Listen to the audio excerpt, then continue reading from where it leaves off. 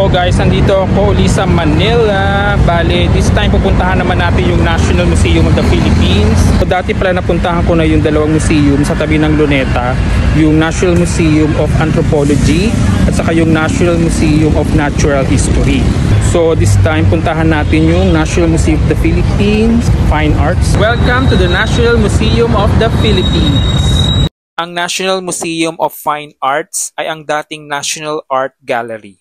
This museum owned and operated by the National Museum of the Philippines and houses a collection of paintings and sculptures by classical Filipino artists. Pagdating ko nga dito ng bandang hapon ay mahaba na ang pila. May mga estudyante at mga turista. Narito ang mga gamit na kailangan mong iwan sa kanilang check room. At syempre may registration, just present your ID. Sa lobby nga ay makikita mo na ang bronze statue ni President Manuel Rojas. Umpisa na natin ang walking tour dito sa loob ng National Museum of Fine Arts.